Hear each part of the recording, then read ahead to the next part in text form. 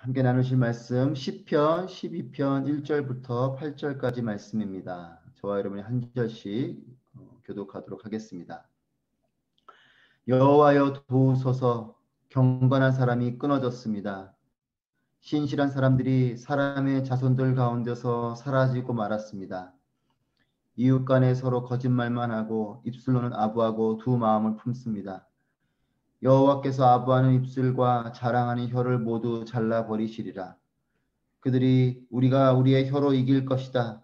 입술은 우리 것인데 누가 우리를 제어하겠는가? 라고 하지만 여호와의 말씀에 가난한 사람이 억압당하고 궁핍한 사람이 신음하면 그때는 내가 일어나 고통스럽게 하는 사람들로부터 지켜주리라 하셨도다. 여호와의 말씀은 순결해서 흙도가니에서 7번 걸러낸 은과 같도다. 오 여호와여, 주께서 우리를 안전하게 지켜주시고 이 세대로부터 우리를 영원히 보존하소서. 타락한 사람들이 높임을 받고 악인들이 곳곳에서 판을 치고 있습니다. 아멘. 오늘도 이 새벽에 하나님 앞에 나와 기도하고 또 하나님을 예배하는 여러분 모두를 축복합니다. 오늘 이 아침에도 또 우리의 평생의 삶에 하나님의 동행해 주심과 또 인도해 주심이 또 우리 지켜주시고 보호해 주심이 충만하시기를 축복합니다. 오늘부터 이제 저희가 시편을 묵상합니다.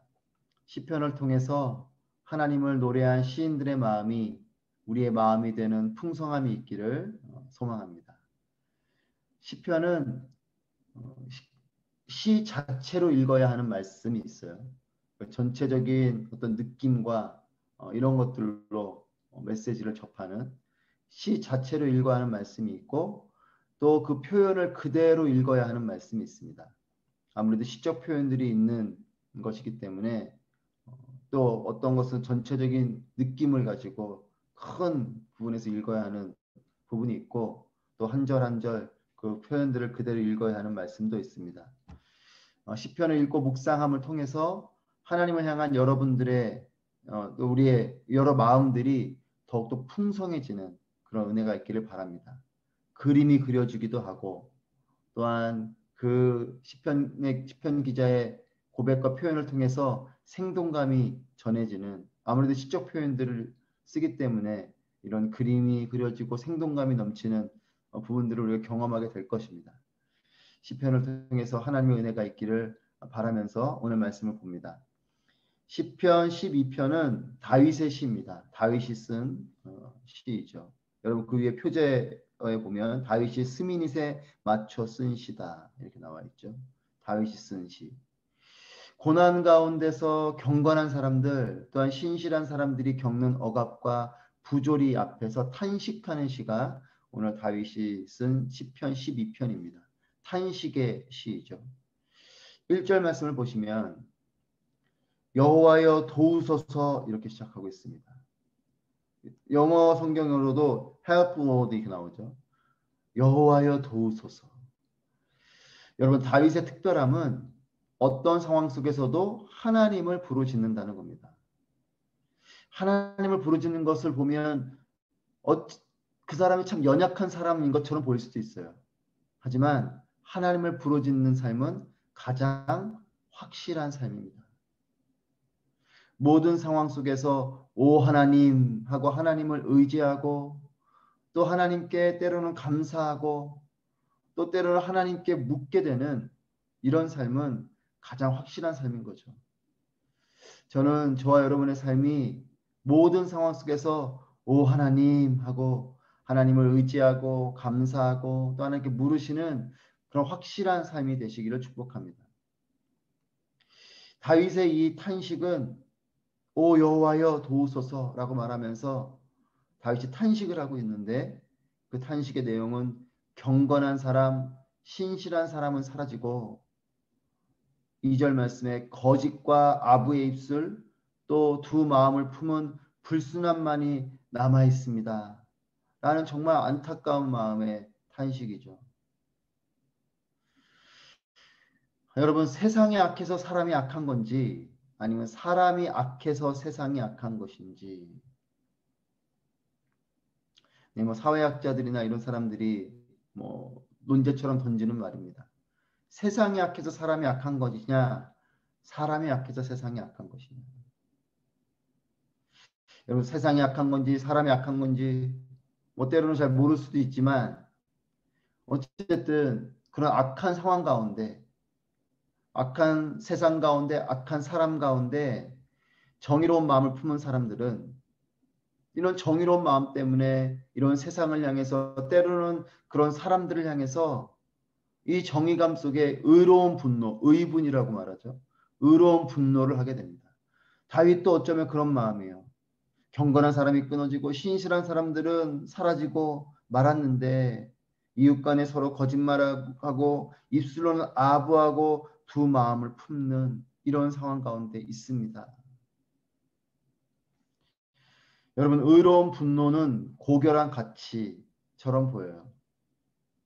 하지만 이런 의분 속에 우리가 다윗을 통해 배울 것이 있습니다. 그것은 이 의분을 사람을 향해서나 세상을 향해서 하는 것이 아니라 하나님을 향해서 외치고 있다는 것이에요. 이 상황 속에 다윗은 오 여호와여 도와주십시오, 이렇게 하나님을 향해서 외치고 있죠. 저는 저와 여러분의 마음 가운데 있는 어떤 의분이, 분노가, 때로는 안타까운 마음이 하나님을 향한 기도가 되기를 바랍니다. 뜨거운 가슴을 나의 혈기가 아니라 하나님의 일하심이 해결해 주도록, 나의 이런 안타까운 마음을 내가 뭔가 의로운 행동을 해서 바꾸리라, 이런 마음보다도 하나님의 일하심이 해결할 수 있도록 기도하게 되는, 여러분 그렇다고 뭔가 소극적으로 있으시라 그런 뜻은 아닙니다. 하지만 때로는 하나님을 의지하기보다 우리가 먼저 뛰쳐나가는 경우들이 많지 않나 싶어요.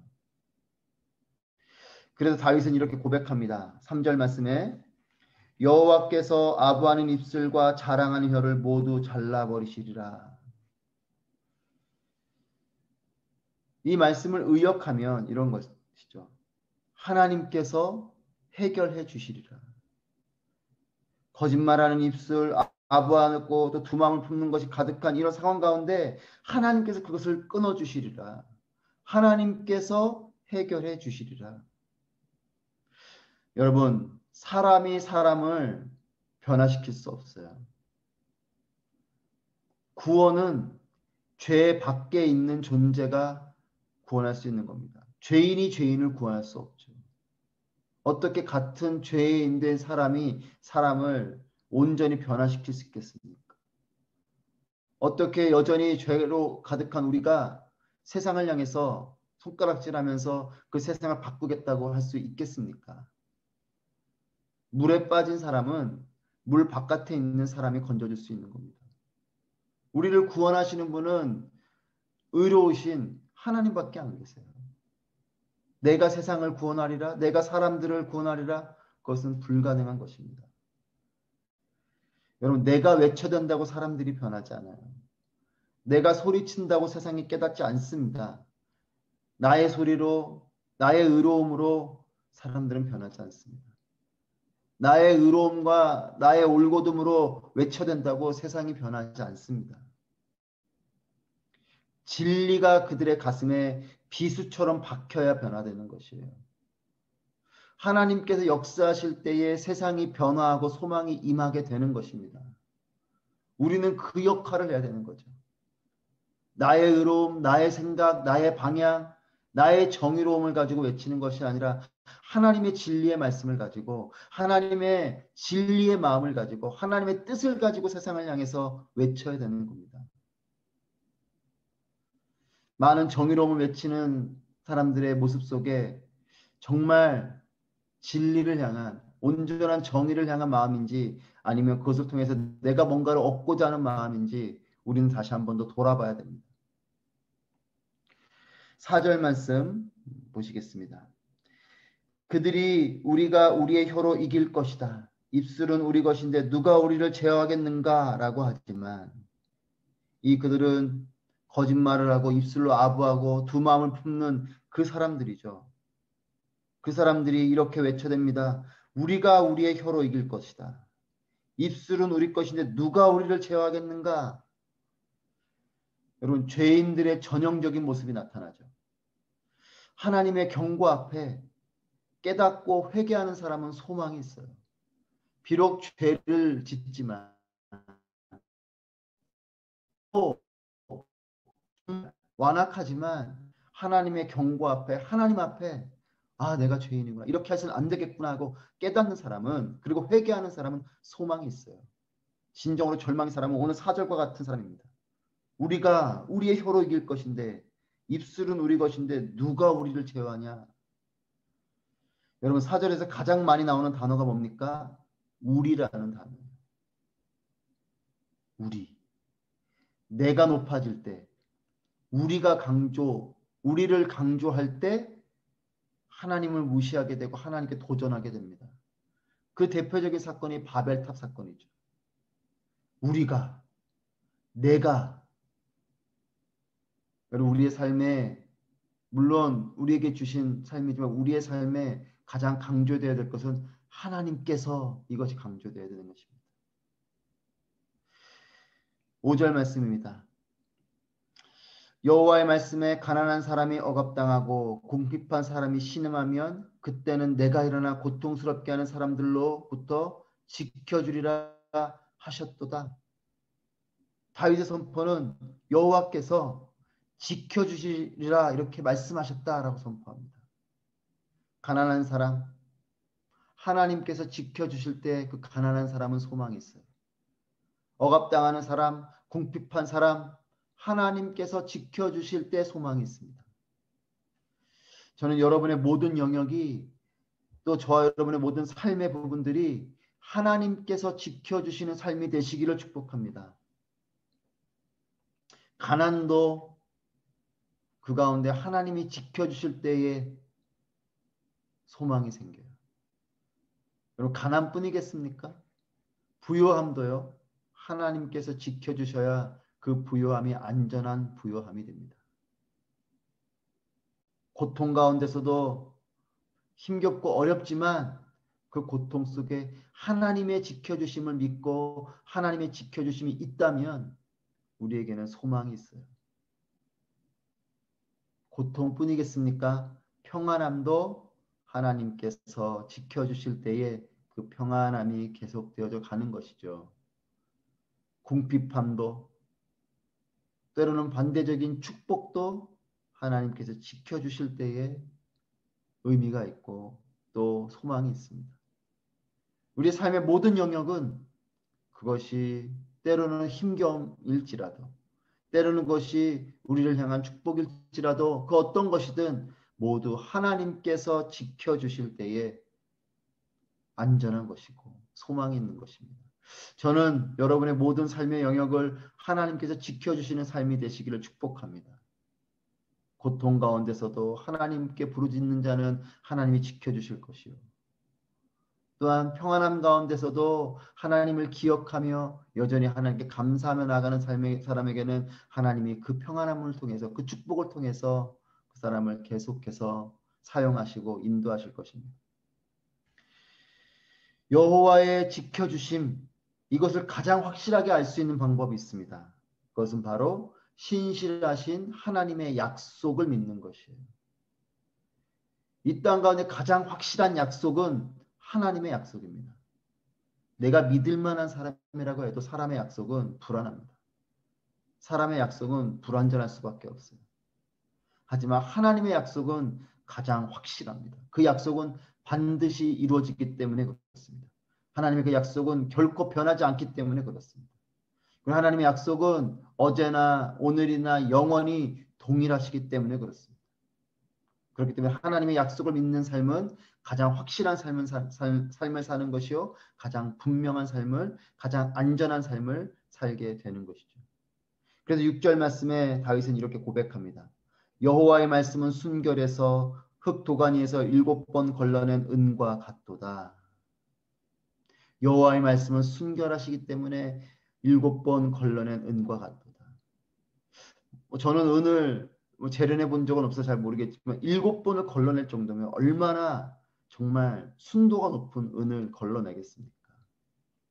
그것처럼 여호와의 말씀은 정말 불순한 것이 없고 군더더기가 없고 오직 순결한 그 말씀의 능력이 있다. 그렇기 때문에 5절 말씀에 고백한 그 하나님께서 지켜주시리라 약속하신 그 약속의 말씀을 다윗은 분명하게 믿고 나아간다는 거죠. 고난이 없는 게 아닙니다. 이런 억울한 상황이 있지만 여호와께서 지켜준다고 하셨다라는 그 고백과 믿음을 통해 다윗은 소망을 품는 거죠. 그래서 다윗은 이 하나님 앞에 신실하신 하나님 또 말씀을 지켜주시는 그 하나님 그 하나님을 신뢰하고 또 소망하는 마음을 품고 이렇게 기도합니다. 7절 말씀입니다. 오 여호와여 주께서 우리를 안전하게 지켜주시고 이 세대로부터 우리를 영원히 보존하소서. 아멘. 다윗은 주께서 우리를 안전하게 지켜주시고 이와 같은 완악한 세대로부터 우리를 영원히 보존하소서.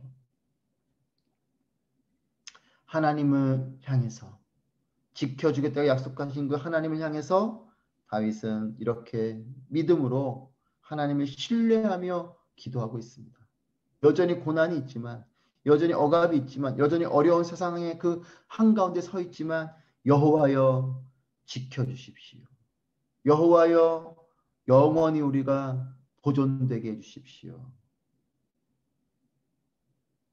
그런데 여러분 이렇게 신실하신 하나님 또 하나님을 향한 소망을 품고 기도하지만 다윗은 이 시를 어떻게 마치고 있냐면 한탄함으로 시를 마치고 있어요. 8절 말씀입니다. 타락한 사람들이 높임을 받고 악인들이 곳곳에서 판을 치고 있습니다. 이렇게 7절에서 소망으로 믿음으로 기도했는데 다윗은 결국 그 끝을 타락한 사람들이 높임을 받고 악인들이 곳곳에서 판을 치고 있습니다. 라고 시를 마치고 있어요. 이런 상황을 보면 하나님 정말 살아계십니까? 하는 말이 절로 나올 그런 현실이 다윗에게 있는 것처럼 보이죠. 하나님 이렇게 믿음을 가졌고 이렇게 기도했는데 여전히 타락한 사람들이 높임을 받고 악인들이 곳곳에서 판을 치고 있습니다. 여러분 우리에게도 그렇지 않습니까? 너무나 힘겹고 어려운 상황 가운데서 정말 하나님을 신뢰하고 하나님께 기도했지만 여전히 그 어렵고 힘겨운 상황들이 남아있을 때에 별로 달라지는 것 같지 않을 때에 우리는 하나님 정말 살아계십니까? 우리의 기도를 들으시기는 하는 겁니까? 하나님 정말 역사하시는 겁니까? 라는 한탄이 그런 탄식이 우리에게도 있지요. 여러분 하나님의 사람도 고난을 맞이합니다. 사고가 나기도 하고 병도 걸리기도 하고 억울한 일도 당하고 손해도 보고 그런 모습만 보면 하나님이 정말 계신가 싶고 정말 나를 도우시는 하나님이신가 의심이 들기도 해요. 하지만 그 상황에서 조금 더 우리가 앞으로 가면 믿음은 그 상황을 바라보는 것이 아니라 그 상황 속에 여전히 우리와 동행하시는 하나님께 눈을 고정하는 겁니다. 자꾸만 상황을 묵상하고 자꾸만 상황을 바라보면 하나님이 점점 보여지지 않아요.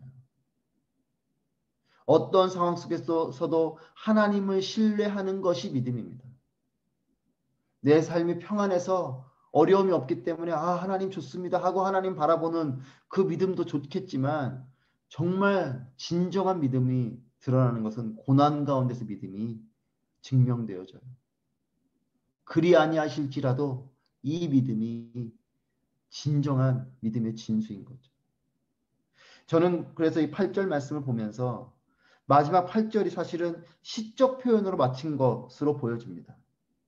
다윗이 절망했거나 하나님을 포기했거나 원망하는 마음으로 쓴 것이 아니라 지금 비록 이와 같은 타락한 사람들이 높임을 받고 악인들이 곳곳에서 판을 치고 있지만 그러나 시인은 거기에 자신의 진정한 속마음을 감추고 시적 표현으로 이 시를 마친 것처럼 저는 여겨집니다. 그래서 저는 이렇게 이 말씀을 묵상하게 됩니다. 타락한 사람들이 높임을 받고 악인들이 곳곳에서 판을 치고 있습니다. 그러나 5절 말씀에 있는 하나님께서 지켜주겠다고 약속하신 그 약속에 따라서 하나님은 여전히 우리와 함께 하십니다. 그리고 하나님의 때에 하나님의 방법으로 인도하실 것입니다. 라고 고백하고 선포하는 것처럼 저는 이 시가 묵상되어집니다. 그렇습니다. 현실은 이렇게 절망적일지라도 우리는 여전히 하나님 약속하셨기 때문에 그 약속의 말씀을 믿고 기다리는 거예요. 그리스도인은 현실을 살아가지만 미래를 바라보며 가는 겁니다.